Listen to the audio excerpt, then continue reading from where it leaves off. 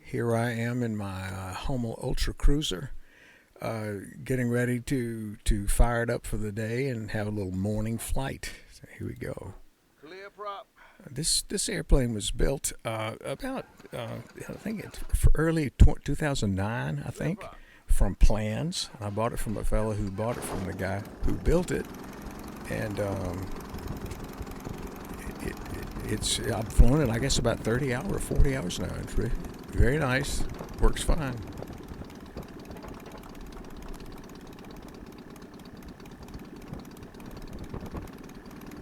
It's a cloudy morning. Sometimes it's nicer to fly on a cloudy day because the sun's not so bright in your eyes.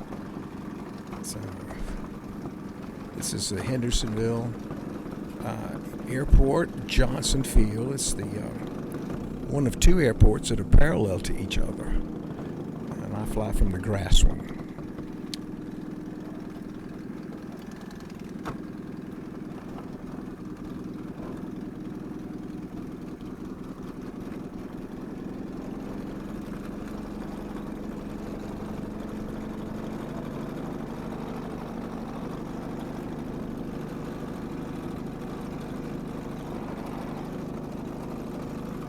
This flight was in early April of 2023.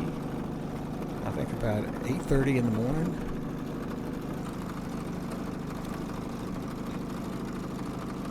That's my radio on the left and my little GPS on the right of the stick. Have to get everything right before you fly, you see.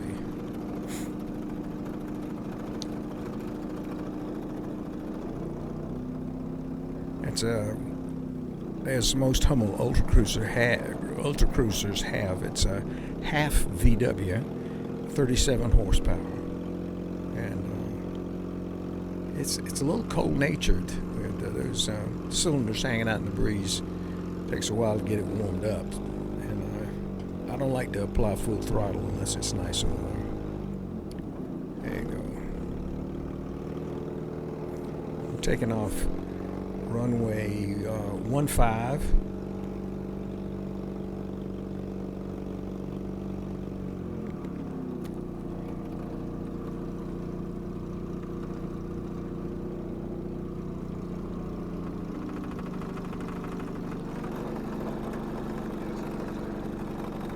Temperature's I got about 65 degrees, which is pretty nice. Those little vents, if they're open at that temperature, make it a little cool in the cockpit. But that's why I just turned them the other way.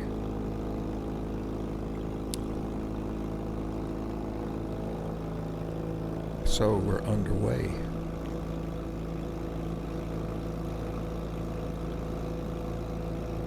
Airborne. We're airborne.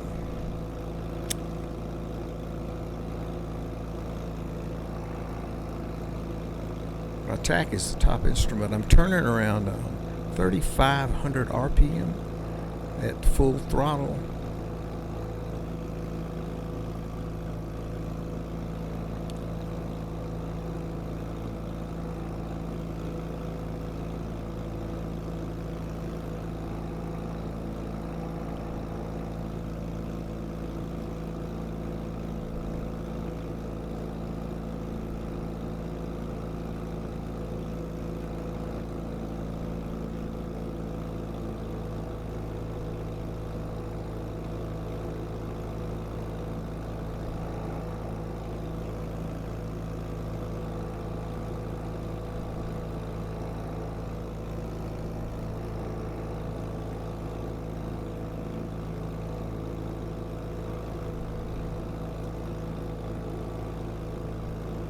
There are really mountains all around us in Hendersonville. Not too far from Asheville, North Carolina. It's about a 2,200 foot elevation of the field we just left. That's Interstate 26 right below on the left there. It pretty much runs north-south in the Carolinas.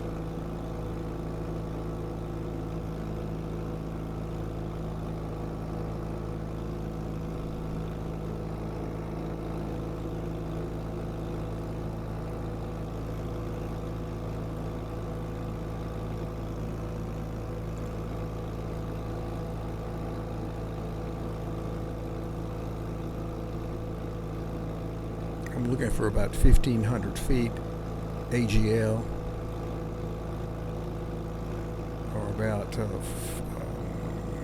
3,500 feet sea level.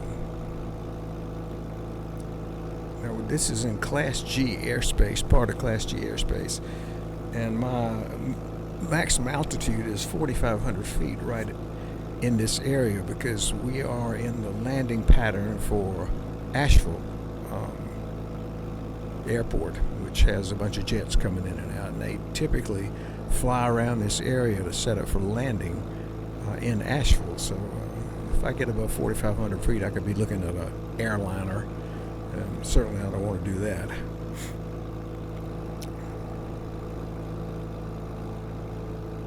So about 3,500 feet, 3,700 feet is always good. It's pretty country, mountain country. Moved up here about 5 years ago, and it's cool. The summers are nice. It's really great country.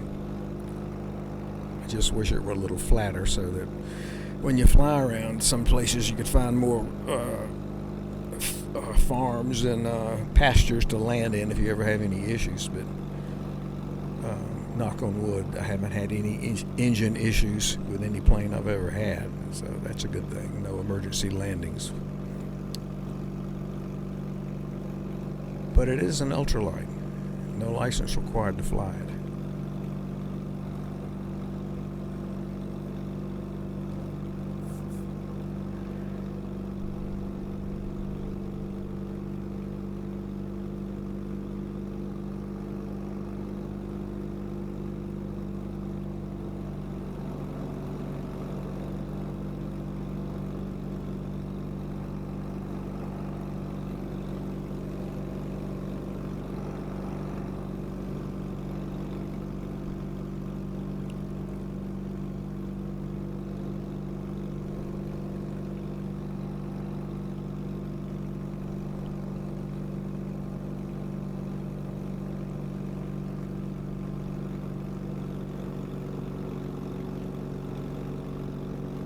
Cruise RPMs on this little motor are between 2,800 and 3,200.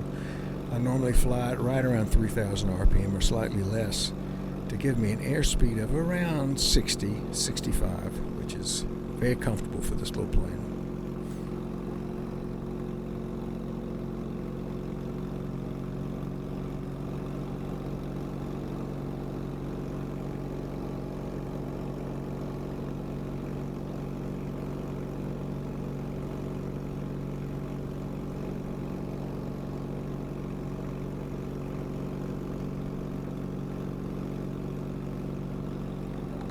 Hendersonville is in a valley, so you'll notice there are some fields and pastures beneath me between these mountains, and that's a good thing. If I had gone the other way, it would have been in more hills. But this is the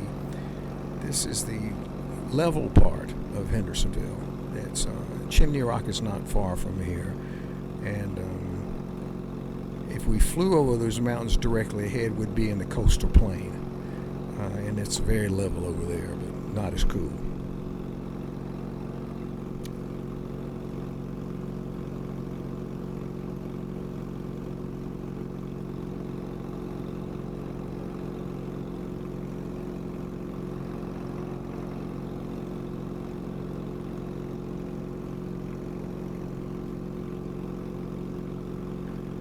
One thing about flying early morning when there's no wind, it's like skiing on a glassy lake. It's just as smooth as it can be. No bumps, no turbulence. It's a real delight to fly in it. But it's kind of rare, because most days, especially later in the day, it gets bumpy and hot. But I like to go really early or really late if I'm going to fly this.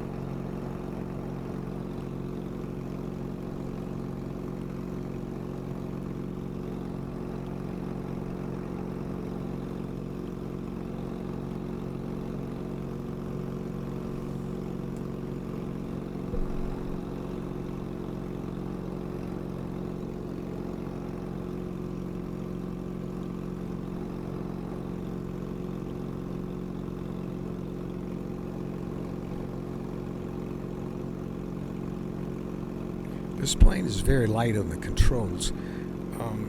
It doesn't take much to bank it. Just a small aileron input will give you almost instant result.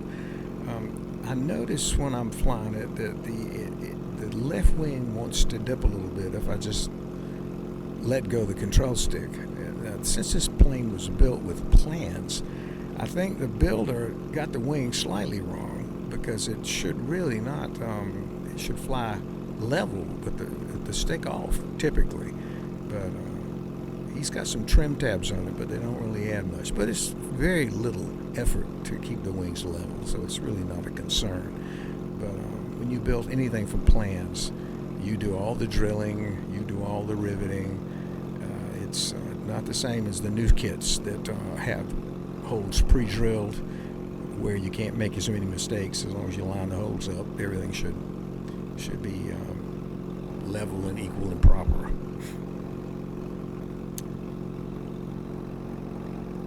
You can hear this little motor. It runs nice and smooth. It sounds better than it ever has. I had to put a new carburetor on it recently because it was the earlier one was leaking a little bit of gas and was kind of intermittent. It worked always, never let me down, but I wanted something more dependable. You can see my control stick. I just finished it. It's solid walnut. I replaced the one that was in it earlier, which was very primitive. This one at least has a push-to-talk button on top, which I wanted, instead of those temporary push-to-talk buttons you can use for your radio. It feels a lot better, too, in your hand. That little gauge on the far left that you see flickering the light, that's an automotive oil pressure gauge. I replaced the earlier one that had an oil line going from the engine block to the gauge, because they've been known to break and leak oil all over your leg. Didn't want that to happen, so this one's electronic. And it's pretty simple. It gives you a digital readout, and it gives you a readout using a little needle. Tells you where you are. Typically in the cruise, I'm getting about 37 pound PSI on the oil pressure.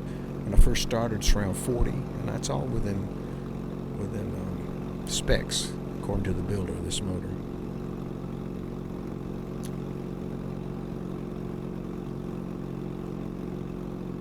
It seems like the oil temperature never gets over 160, and that the gauge on the far right is oil temperature behind the GPS.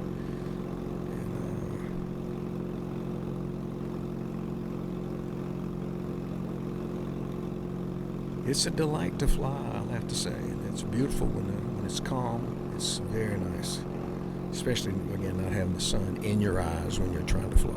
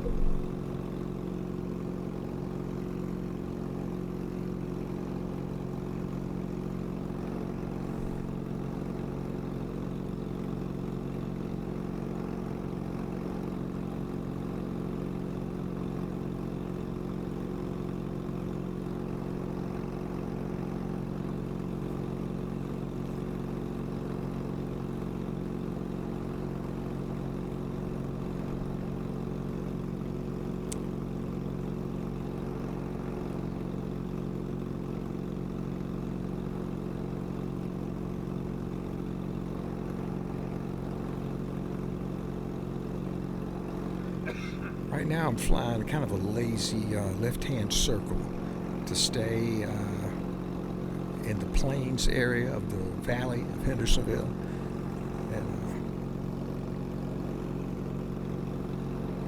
my little GPS tells me where I am in relation to the airport. It makes a little track. It's a very simple little hiking GPS, but always know where my airport is. I can always follow it back to where I came from, and that's a nice feature.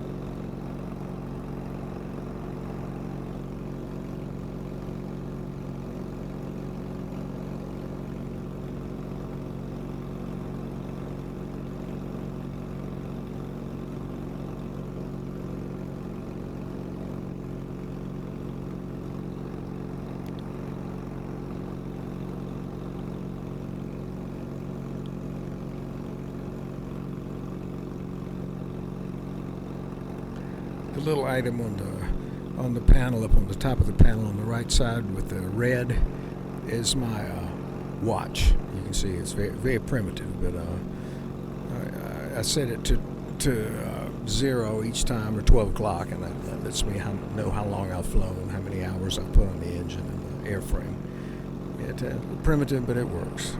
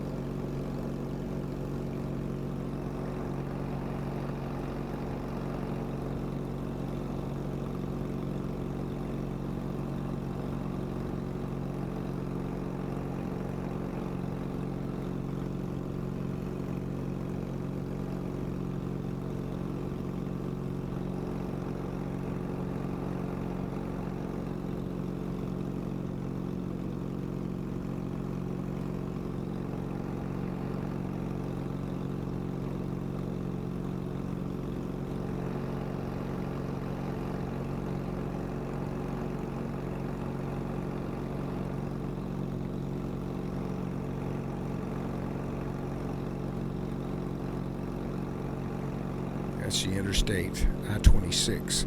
You can see the clover leaf there on the left, right above the wing.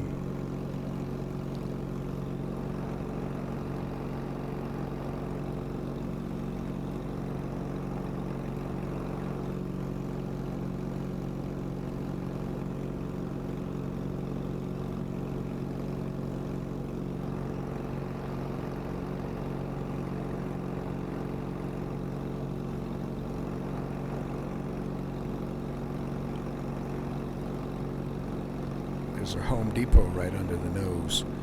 I use that as kind of a cue to line up for our landing. I know you're not supposed to fly over populated areas, and I do my best not to, but my little airport is right in Hendersonville, so you can hardly not fly over a populated area.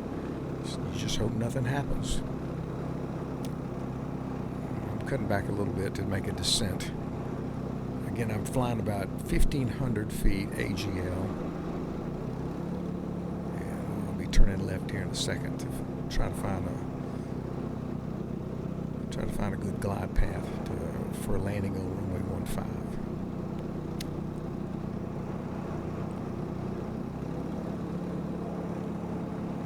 And there's the Home Depot right there. That white top building right on over the left wing.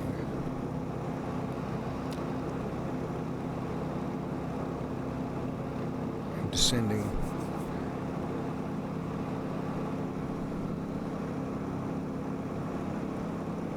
Making a radio call indicating I'm about 2 miles out. I think that would be the base leg of the landing pattern.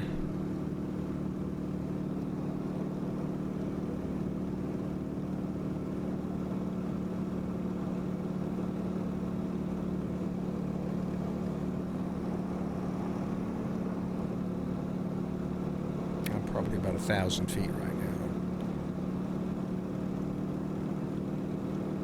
Oh, that was my final turn for landing. You can tell the swamp here right on the left. Every time it rains, it seems like it gives me that mirror image. And the ball field's coming up, right? You can see it's on the right. That's the visual cue to let you know you're setting up for a landing at Johnson Field, which is the grass field. So, descending, final approach.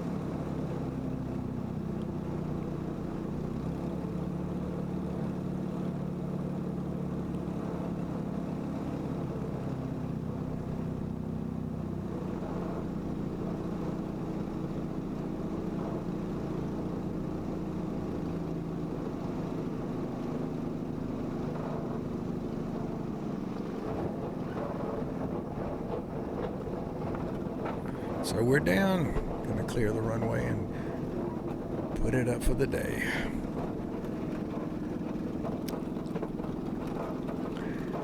The runway at Johnson Field has some lumps in it. So when you're landing, you never know if your landing's bad or you hit a bump that caused you to kind of get slightly airborne again and bounce.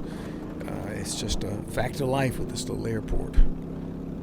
I wish it could be smoothed, but you got to deal with what you have.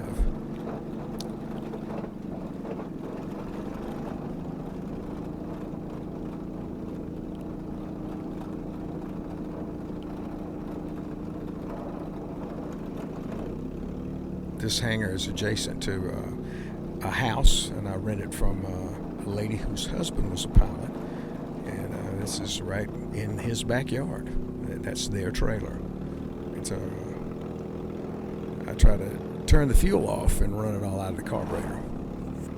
Dennis Brooks recommended that, so I'll follow his advice.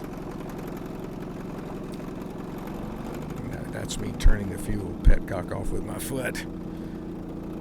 It's a gravity-fed little carburetor, so no fuel pumps involved. Very simple.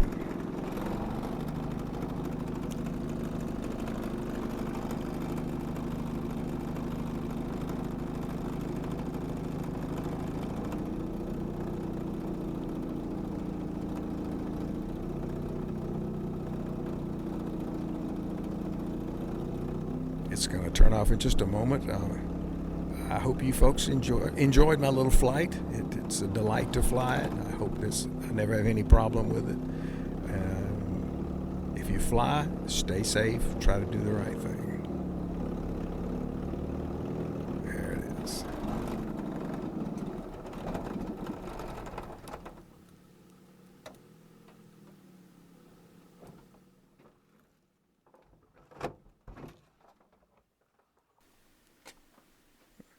Here I am in my Hummel Ultracruiser, getting ready to fire